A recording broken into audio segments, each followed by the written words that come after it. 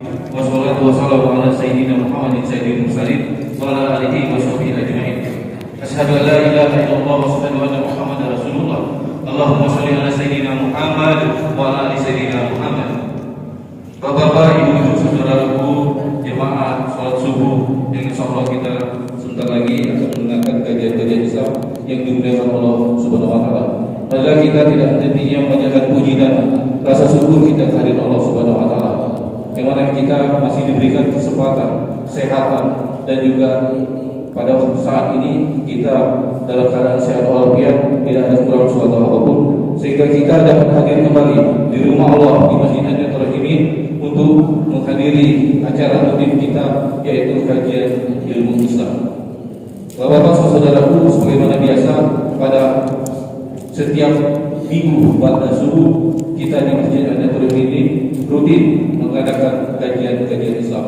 Dalam hal ini pada minggu kedua telah hadir di tengah-tengah kita Al-Ustaz Namci Sarjana Pendidikan Islam, yang insyaallah beliau nanti akan menyampaikan kajian-kajian Islam. Kepada Al-Ustaz kami persilakan untuk menyampaikan kajian-kajian Islam. Waktunya kami persilakan.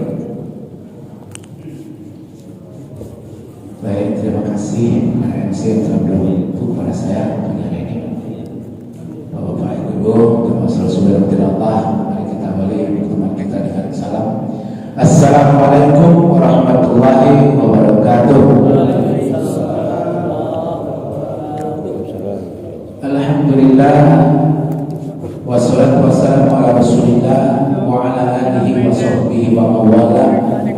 Rabbi shrah li sadri wa yassir li amri wahlul 'uqdatam min lisani yafqahu qawli. Rabbi zidni ilma warzuqni fahma waj'alni minas sholihin. Allahumma faqihni fid din wa 'allimni ta'wil. Allahumma inna nas'aluka ilman nafi'an wa rizqan wasi'an wa amalan mutaqabbalan wa shifaan min kulli da'in wa saqamin bi rahmatika ya arhamar rahimin. Allahumma inna nas'aluka fahman nabiyyin wa hifdzal mursalin wa ilhamal malaikatil muqarrabin. Allahumma aghnina bil ilmi wa zayyinna bil hilmi wa aqrimna bit taqwa wa jamilna bil afiyah bi rahmatika ala kulli syai'in qadir. Subhanaka la ilma lana illa ma 'allamtana innaka antal alimul hakim wa la haula wa la quwwata illa billahil aliyyil azim. Bapak Ibu-ibu jemaah salat subuh yang dimuliakan oleh Allah dan yang saya hormati, pertama dan paling utama, marilah kita selalu bersyukur. Kita tidak pernah berhenti untuk bersyukur kepada Allah Subhanahu wa taala, kepada Tuhan kita, Tuhan yang Maha Pengasih, lagi Maha Penyayang, Maha Pengasih, tidak pernah pilih kasih, Maha Penyayang, kasih sayang yang tidak pernah terbilang kepada kita semua, bahkan kepada seluruh makhluk. Allah selalu berikan rezeki kepadanya, baik orang yang taat maupun orang yang tidak taat. Di pagi hari ini kita merasakan begitu banyak rezeki yang diberikan Allah kepada kita, atau kita sebut dengan nikmat-nikmat Allah. Pagi hari ini kita diberikan nikmat iman, nikmat yang paling mahal, kemudian nikmat Islam, begitu juga kemudian nikmat kesehatan. Alhamdulillah, sehat jasmani, sehat rohani. Mudah-mudahan juga sehat napasnya, anak buntah napasnya, panjang napasnya, terus bernapas. Artinya kita terus diberi kehidupan oleh Allah Subhanahu wa taala. Kita masih diberikan penglihatan, pendengaran. Alhamdulillah, karena kuping kita berfungsi, kita bisa mendengar, dipanggil oleh muazin, hayya 'alas shalah, ayo semaya, hayya 'alal falah, ayo kita menuju kemenangan. Kita datang, kita penuhi panggilan ini, itu panggilan Allah Subhanahu wa taala. Ini bersyukur kita. Karena ada Bapak Ibu hadirin, saya kemarin sempat ngobrol dengan orang, ya Ustaz, ya boleh katakan Ustaz lah, hebat ilmunya. Dia cerita bahwa dia pernah dikasih penyakit ini, pembekuan dalam kuping. Ada cair apa, ada benda yang membeku dalam kupingnya, sehingga tak terdengar lagi suara, tak terdengar lagi, tak baca mendengar lagi, sehingga dia berobat kemana-mana, berobat hanya dikasih obat, ditetes dengan tetesan yang sangat sakit sekali, kata dia menangis sangat sakitnya. Alhamdulillah setelah itu apa yang membuku itu mencair atau keluar, dan bersyukur kata dia akhirnya dapat melihat kembali sampai sekarang. Ustaz, aku sendirian pada waktu itu dan lagi dengar aku lagi, dengar azan baca lagi, memanggil baca dengar lagi. Jadi begitu besar nikmat telinga ini dikasih Allah Subhanahu Wa Taala. Maka fungsikan dia ketika kita dipanggil untuk beribadah kepada Allah Subhanahu Wa Taala, kita penuh panggilan itu. Dan ketika disampaikan ayat-ayat Allah, disampaikan tentang dakwah-dakwah Allah, maka kita berupaya untuk memenuhinya, kecuali memang kalau ada unsurnya, tidak bacanya datang boleh buat. Tapi kalau tidak ada alasan, kita penuhi, ya. Kita dengarkan ayat-ayat Allah, kita dengarkan ajaran-ajaran Rasulullah SAW. Tapi kalau kita tidak kalah dengar, kita punah dikasih peka oleh Allah SWT. Nauzubillah, nauzubillah. Bapak Ibu hadirin yang dimuliakan oleh Allah, masih banyak lagi nikmat-nikmat Allah yang lain, sehingga dengan nikmat itu kita semua di pagi hari ini bisa bertemu muka, saling mendoakan di antara kita. Sekarang kita bersama-sama tafakuh fiddin, belajar memahami ajaran agama yang sangat kita cintai ini. Al-Islamu ya'lu wa la yu'la alaih. Ajaran Islam itu sangatlah tinggi nilainya, tidak ada ajaran yang komplit, yang sangat lengkap, yang sangat sempurna seperti ajaran Islam. Nah, kan tiada dituntun kita ini, semua dituntun. Begitu indahnya ajaran Islam. Sampai-sampai maaf dan kentut ada bab kentut baik-baik, bab tidur, bab makan, semua ada. Jadi sehingga kita teratur, cuma mendak dituntun, kentut masih. Dengan orang ini kentut bisa kan? Kalau tuntunannya kencing kita dituntut, jangan tempat terbuka, ada. Bolehlah kita kencing berdiri? Boleh. Tidak boleh kan mau di masjid di luar untuk kencing besok? Tegak yuk. Ada tuh ya? Boleh, tapi jangan tempat terbuka, berselindung. Nah, yang kita disiksa itu bukan gara-gara kencing berdiri, Pak Ibu. Ya, kita membaca hadis itu kita mendapatkan bahwa ada orang disiksa karena kencingnya. Bukan kencing berdiri dia disiksa, tapi karena percikan air kencing yang kena celana, yang kena karet sarung, yang kena karet kita, lalu kita bawa sembahyang. Itu yang kita disiksa. Menkencing berdiri dah mampu, tapi ada tuntunannya, harus berselindung, jangan pulau sedang depan toko kencing, ya. Di tengah jalan ada orang lewat kencing, ini orang tahu tuh kan. Nah, begitu, alhamdulillah Islam ini mengatur kita sampai sekecil itu, ya. Nah, kita bersyukur, maka kita selalu berupaya mempelajari tentang hasanah-hasanah dari agama yang kita cintai ini, sehingga hidup kita akan nyaman, akan tenang, insya Allah semuanya akan memberi manfaat dan baik kepada kita maupun kepada orang lain. Bapak Ibu hadirin yang dimuliakan oleh Allah, mudah-mudahan segala aktivitas kita di pagi hari ini akan dicatat menjadi amal ibadah yang diterima Allah Subhanahu Wa Taala. Amin ya rabbal alamin.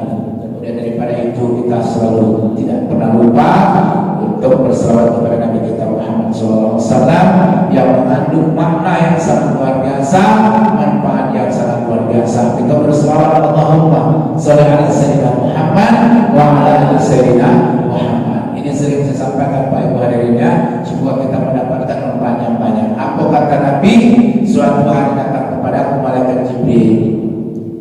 Lalu Jibril berkata, wahai Muhammad, tidaklah salah seorang di antara umatmu yang berselawat kepadamu satu kali saja, kecuali akan berselawat kepadanya 70.000 malaikat. Bayang-bayang, sekali kita berselawat kepada Nabi, maka berselawat kepada kita 70.000 malaikat. Dan barang siapa kata Nabi berselawat, kata Jibril, yang berselawat kepadanya 70.000 malaikat min ahlil jannah, maka dia akan menjadi ahli surga. Ini Alhamdulillah, kalau kita terus berselawat, jangan bosan-bosan. Sama-sama boleh, dewe-dewe juga boleh. Ada orang kita berselawat, ada orang kita berselawat. Karena kita yakin ada malaikat, raqib dan atid. Apapun yang kita buat dicatat oleh malaikat raqib di bawah kanan kita. Tulis subhanallah, tidak ada yang sia-sia, ya. Tidak ada yang tak tertulis, tidak ada yang lengah. Karena malaikat itu adalah makhluk Allah yang paling taat terhadap apa yang diperintahkan oleh Allah Subhanahu wa taala. Apa yang tukang tulis. Nah, yang tukang bawa rezeki. Semua malaikat ada, malaikat 10 itu ditugaskan oleh Allah dengan tugas masing-masing. Tak saling ambil peran sesuai dengan tupoksinya, sesuai dengan gawe dia begawi. Tak ambil gawe lain. Nah, itu malaikatnya sangat tepatul, tidak pernah bermaksiat kepada Allah Subhanahu wa taala. Kita yakin apa yang kita lakukan dimanapun kapanpun, dilihat atau tidak dilihat, semuanya dicatat oleh malaikat. Maka kita selalu berbuat baik. Inilah orang beriman, orang Islam. Anda Papa Yaman misqala dzarratin khairan yara, Papa Yaman misqala dzarratin syarran yara. Bapak Ibu hadirin yang dimuliakan oleh Allah, maka kita tidak pernah merasa sia-sia walaupun kita buang paku dari jalan sekalipun. Buang lain tak nengok, tapi kita dengan paku kita ambil dia, ada benda tajam kita buang dia, kita singkir dari jalan. Orang lain tak tahu. Nah, itu merupakan bagian dari tanda kita beriman, meyakini ada malaikat raqib dan atid. Jangan sampai kita nengok, kita lagi berbuat maksiat kepada Allah Subhanahu wa taala. Berusaha ada, namanya manusia ini ya kadang-kadang lupa, kadang-kadang terpedaya oleh jin, oleh setan, oleh setan terkutuk itu kan. Kadang baik-baik, dia pandai-pandai, kadang-kadang bisik-bisik setan. Maka kita selalu minta perlindungan dari Allah Subhanahu wa taala.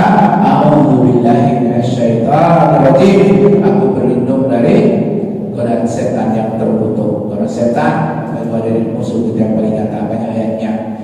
Bapak Ibu hadirin yang dimuliakan oleh Allah, saya pagi hari ini ingin kita bersama-sama membahas sesuatu yang baru saja kita lakukan, Bapak Ibu ya. Kita sudah melaksanakan ibadah yang sangat besar, ibadah yang sangat luar biasa, yang banyak sekali manfaatnya, yaitu tentang ibadah kurban. Kalau haji belum balik, belum ya, orang haji belum balik, tapi kita di sini kali kita kemarin sudah melaksanakan ibadah kurban. Di mana ibadah kurban ini Bapak Ibu hadirin, kita umat beriman ini, umat Nabi Muhammad ini dan diperintahkan untuk memotong hewan tertentu dengan niat kita untuk mendekatkan diri kepada Allah Subhanahu wa taala. Beda dengan Nabi Ibrahim, Bapak Ibu hadirin ya. Kalau Nabi Ibrahim dan tahun-tahun anak tercinta, anak tersayang, anak yang diharapkan, satu-satunya di kala itu yang ditunggu sudah berpuluh-puluh tahun. Nah, Allah perintahkan untuk dikurbankan ke Nabi Ibrahim. Nabi Ibrahim mengikuti sunnah Nabi Ibrahim karena dia merupakan amalan yang masih disunahkan juga, masih diperintahkan juga kepada Nabi kita Muhammad Sallallahu Alaihi Wasallam. Nah, Nabi Ibrahim ini, kalau kita baca sejarah, kenapa dia diperintahkan untuk menyembelih anak kandungnya sebagai kurban, sebagai ibadah, mendekatkan diri kepada Allah Subhanahu wa taala. Ketahuilah sesungguhnya Nabi Ibrahim ini adalah nabi yang sangat paling banyak berkorban. Dalam sejarahnya dikisahkan bahwa Nabi Ibrahim ini adalah manusia yang paling banyak berkorban. Tidak ada manusia yang melebihi kurban Nabi Ibrahim. Disebutkan bahwa dia setiap tahun berkorban 1000 ekor kambing atau domba. 1000 ekor dia setiap tahun. Kemudian dia berkorban 300 ekor lembu. Ada kerbau sapi, lembu sejenis. Kemudian dia berkorban juga 100 ekor unta yang dipersembahkan untuk Allah Subhanahu wa taala. Sehingga dengan perbuatannya ini membuat makhluk langsung kagum kepadanya, takjub dia, salut bahasa kita, salut luar biasa. Hebat Ibrahim, kebanyakan kamu kurban tiap tahun. Maka Nabi Ibrahim berkata, wahai teman, wahai saudara, aku berkorban 1.000 ekor kambing, 300 ekor lembu, 100 ekor onta. Ini belum seberapa ini. Luar apunya bagiku. Andaikan aku punya anak nanti, kata dia, aku perintahkan aku mengorbankan, aku korbankan, kata dia. Kecil bagiku hanya sekedar binatang ternak ini. Andaikan aku punya anak kali, Allah suruh aku berkorban, maka kerjakan, kata dia. Nah, rupanya Bapak Ibu ini menjadi ucapan, menjadi nazar. Sudah ngomong lama hilang ini Nabi Ibrahim kan. So yang dikatakan tadi, tiba-tiba dapat anak yang diberikan nama Ismail, anak yang sangat sehat, anak yang sangat cerdas, anak yang sangat bijak, anak yang benar-benar bertahayyul, sangat menyenangkan hati. Tidak bagi Nabi Ibrahim luar biasa harapan, tidak terus cerita dapaan anak yang sangat diharapkan. Nah, tiba-tiba pada tanggal 8 Zulhijjah bermimpi dia, bermimpinya berulang-ulang. Yang kita kenal dengan hari tarbiyah, hari yang penuh dengan mimpi-mimpi. Mimpinya datang tanggal, wahai Ibrahim, hendak kerjakan nazar memotong anak. Nabi Ibrahim awalnya tak percaya, dia masa punya anak yang potong. Tapi mimpi ini berulang-ulang sampai disebutkan bahwa dia itu pernah bernazar, pernah berucap kalau punya anak, kalau Allah berkehendak akan dilakukan. Nah, karena berulang-ulang dari Bapak Ibu hadirin, akhirnya dia bertekad, dia bercerita kepada anaknya, Ismail, wahai anakku, aku bermimpi diperintahkan untuk menyembelihmu. Bagaimana pendapatmu? Bagaimana menurutmu? Kata dia. Nabi Ismail tanpa ragu-ragu dia menjawab, ya abadi, wahai ayahku, if'al ma tu'maru, satajiduni insyaallah minas sabirin. Wahai ayah, kerjakanlah, lakukanlah perintah itu, sesungguhnya engkau akan mendapatkan aku sebagai anak yang sabar. Luar biasa ya. Kita jangan kena disembelih, di dontar aja minggat gitu, saking ketakutnya. Anda alhamdulillah ya, kalau memang ini perintah Allah. Ya, tapi kaki hendak bawa jauh-jauh dia untuk mantau ketika dipotong dengan bajuku, pakai baju bawa balik. Kalau pakai tidur dengan aku, tapi katakan aku pergi jauh, jangan kata disembelih. Ada dia kan? Dikebat tangan kakinya supaya jangan meronta-ronta, tutup wajahku agar ayah tak sedih ketika tanya beliau permintaannya.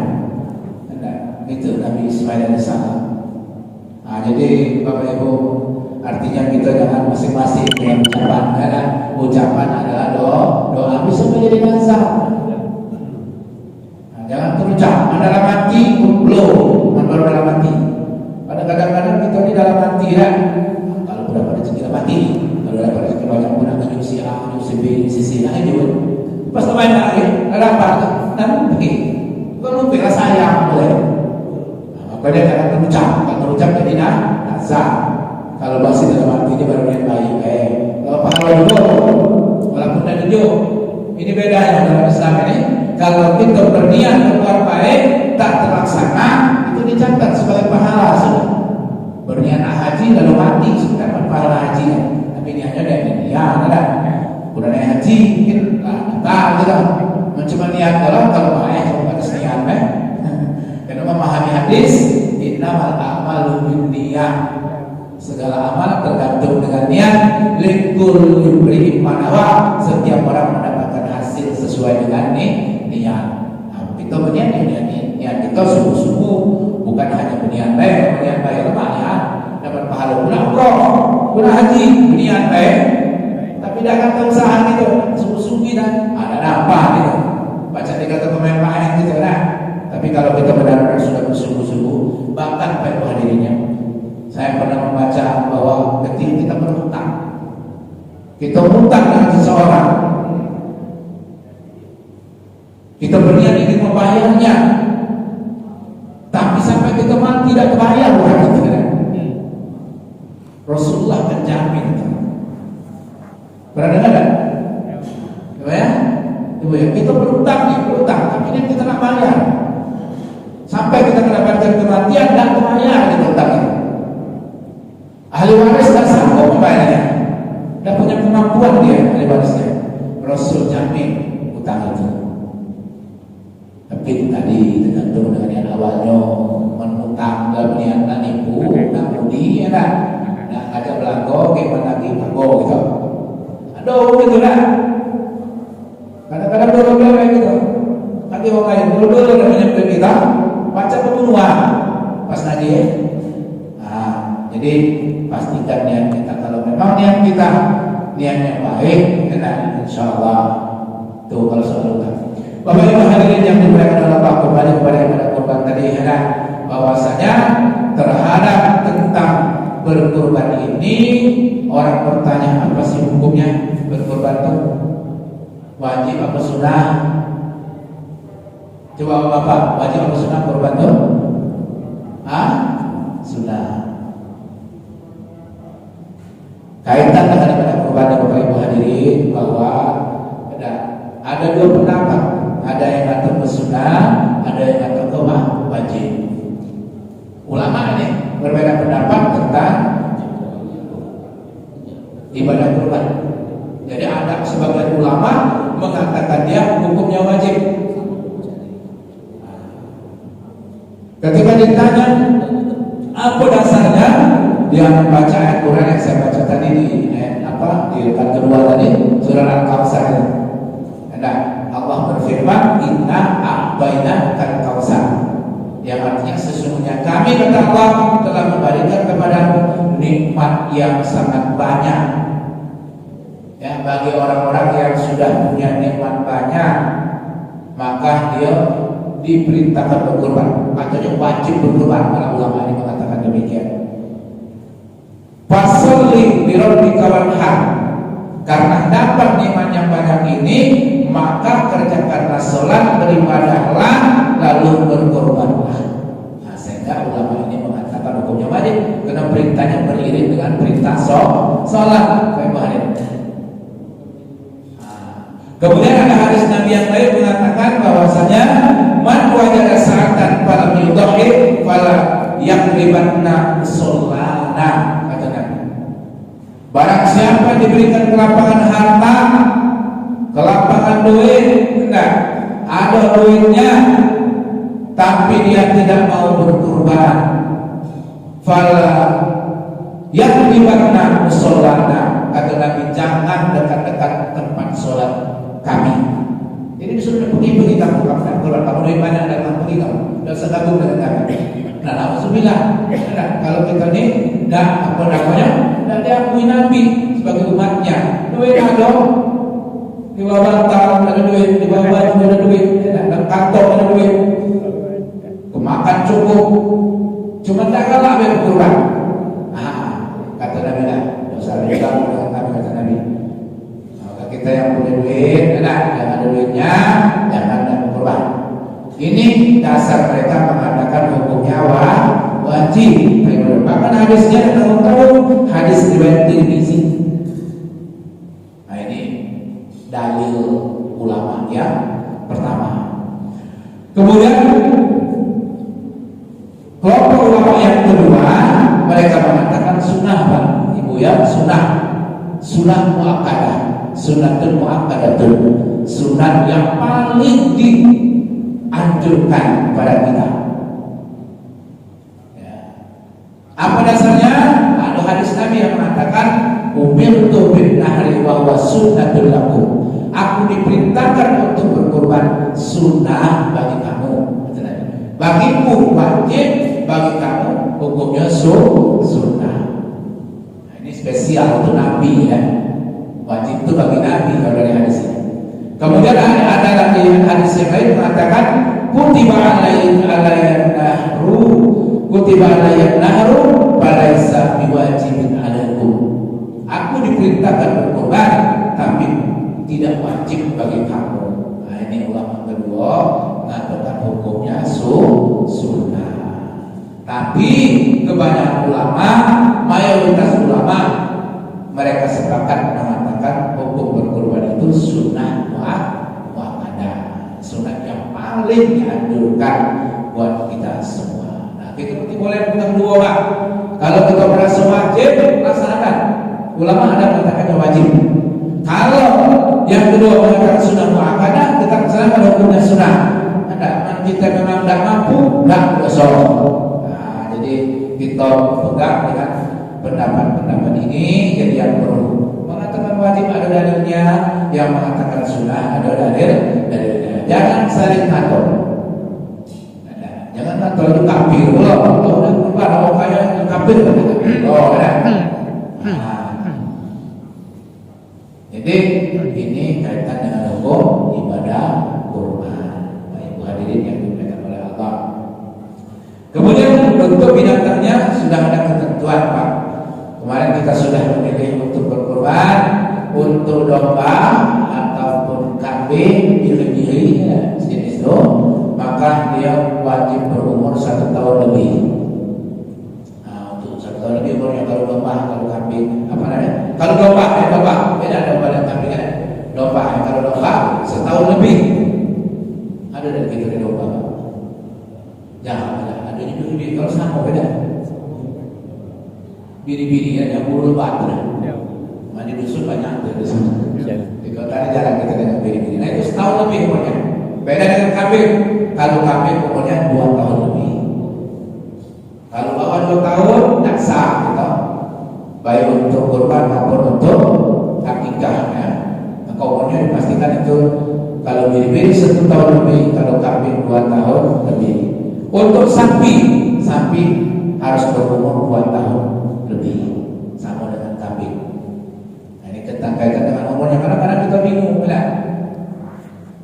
Kaitan dengan umur ini, dan kita takut kalau kita sudah memotong hewan kurban tapi tidak diterima pula sebagai ibadah kurban atau akikah. Karena untuk kita makan biasa orang, apabila ada ketentuannya tak sekali kapan benar. Untuk makan dewe, nanti ada ketentuan. Sebelum baca Bismillah.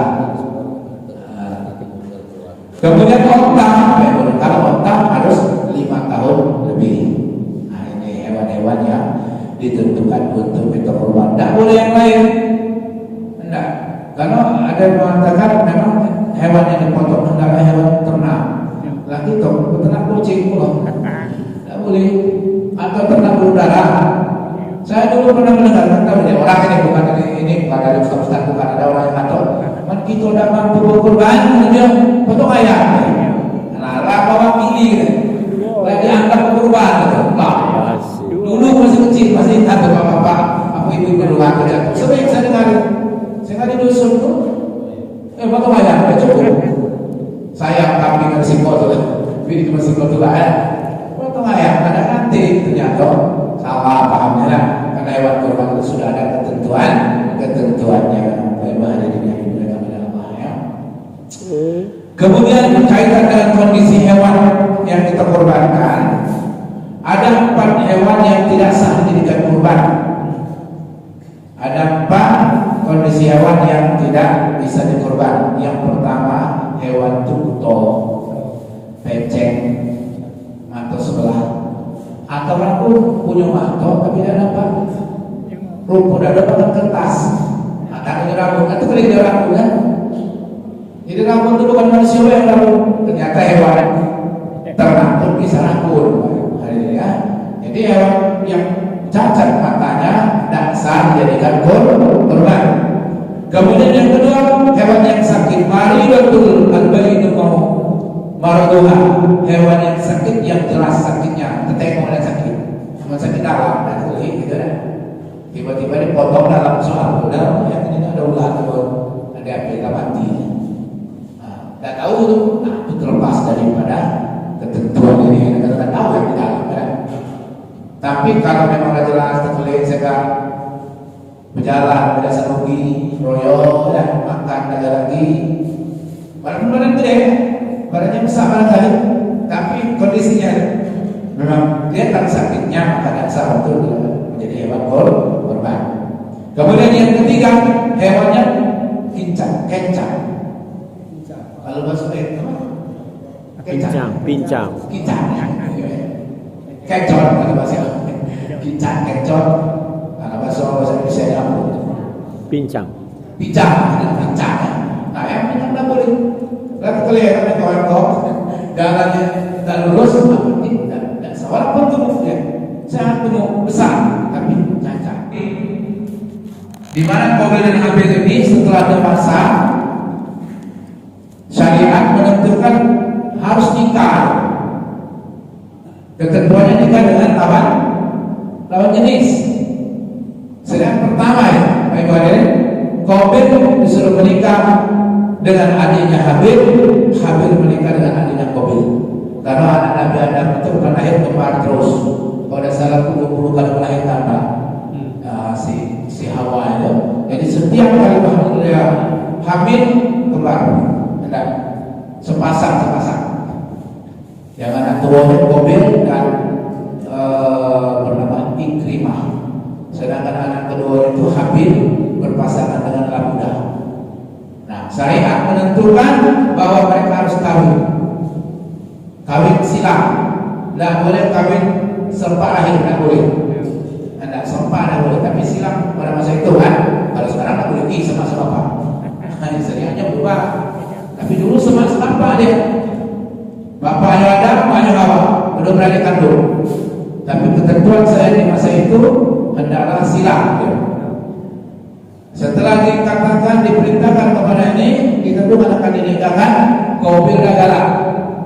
Kata Qabil bunga nikah dengan adik Habil jelek. Bahasa kan kurang cantik ya. Adik Habil kurang cantik yang bernama Labudah. Sedangkan adik Qabil ini Ikrimah cantik. Maka kata Qabil bunga nikah dengan adik Habil. Melawan dia. Akhirnya terjadilah pertikaian yang pada akhirnya Allah mintakan kepada Nabi Adam supaya menyampaikan kepada Qabil dan Habil dan supaya mereka melaksanakan kurban. Qabil ini Pak petani hebat, petani sukses, petani hasil taninya banyak, sayurnya kupu-kupu galon, hijau, baik bagus, kecuali yang rusak, ada lalang mojek, ada kue, itu lagi jauh-jauh yang sudah menguning, sudah menghitam. Sementara Habil ini dia badannya kecil badannya, maka kerjanya mengembala ternak. Nah, mereka berdua ini diwajibkan untuk berkorban dengan ketentuan siapa yang kurbannya diterima, maka dia berhak menikah dengan Ikrimah yang cantik tadi dulu. Ini wajib kita pada nikah cantiknya. Ini dari soal bahasanya. Tapi cantik itu relatif, cantik kata kulit itu bapak. Nah, jadi relatif sifatnya. Kadang menurut kita udah cantik, menurut bapak itu paling cantik dia. Jadi makanya ini siapa? Jadi Qabil dan Habil diperintahkan berkorban. Nah, Qabil ini memberikan persembahan. Nah, disuruh meletak di pucuk gunung. Siapa korbannya diterima berhak menikah dengan Ikrimah. Diletaklah korban Qabil, kemudian diletaklah korban Habil. Ternyata yang diterima korbannya Habil. Dia memberikan korban hewan yang sangat gemuk, yang paling dia cintai, yang paling sehat diterima oleh Allah Subhanahu. Sementara si Qabil tadi mana sayur jelek-jelek, buah-buah jelek-jelek ini kumpul tahu dah luar maksud cantik dan terima. Itu jadi maka Qabil marah dengan adiknya Habil ini, diajaknya lagu, pada akhirnya dibunuhnya Habil lah. Nah, itu manusia pertama membunuh di muka bumi Qabil. Setelah dibunuh ada yang bingung dia, cak mana ini nak urus jenazah kan? Belum ada petunjuknya saat itu, maka ada burung yang belakang mati kawannya dan sepuluh kan setelah mati itu korek-korek tanah kayak bukunya dikuis-kuis masuk tanah. Nah, itulah manusia pertama kali membunuh di muka bumi, dan juga itulah menjadi pelajaran bagaimana kita terhadap orang mati. Kalau mati harus dikubur. Bapak Ibu hadirin yang dimuliakan oleh Allah, siap ya. Mungkin ini saja dulu. Masih panjang, kita belum sampai lagi ke apa tentang keutamaannya, manfaat dari kurban gitu. Apa yang jika akan kita peroleh dengan waktu sudah siap. Saya betul mungkin sampai di sini saja. Di banyak yang ada acara setelah ini. Mudah-mudahan apa yang kita ceritakan ini merupakan suatu kebenaran datang dari Allah dan Rasul sama kita taati. Kalau ada yang salah dan keliru itu pengetahuan saya dan kebenaran saya sama maaf. Kepada Allah kita sama-sama ampun. Mari kita berdoa. A'udzubillahi minasyaitonirrajim. Bismillahirrahmanirrahim. Alhamdulillahirabbil alamin. Wassalatu wassalamu ala asyrofil mursalin wa ala alihi wa sahbihi ajmain. Allahumma inna nas'aluka ilman nafi'an wa rizqan wasi'an wa amalan mutaqabbalan wa shifaan min kulli da'in wa syaqamin bi rahmatika ya arhamar rahimin. Allahumma ighfir lana wa liwalidayna warhamhuma kama rabbayana shighara. Wa lil muslimin wal muslimat wal mu'minina wal mu'minat alaihi minhum wal amwat innaka ala kulli syai'in qadir. Allahumma ja'al jama'ana jama'a marhumah wa taqabbal min ibadihi tabarraka mansura. Rabbana atina fid dunya hasanah wa fil akhirati hasanah wa qina adzabannar. Sallallahu alaihi Muhammadin nabiyyi wa alihi wasallam. Subhana rabbika rabbil izzati amma yasifun. Wassalamu ala mursalin alhamdulillahi alamin.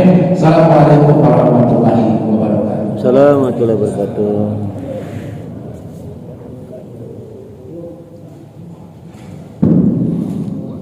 Terima kasih kepada Al-Ustaz Nanti Sarjana Pendidikan Islam yang telah memberikan kajian Islam yang mengambil tema ibadah kurban.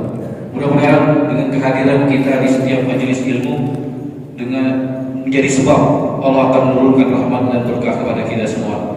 Akhirul kalam, wassalamualaikum warahmatullahi wabarakatuh. Assalamualaikum.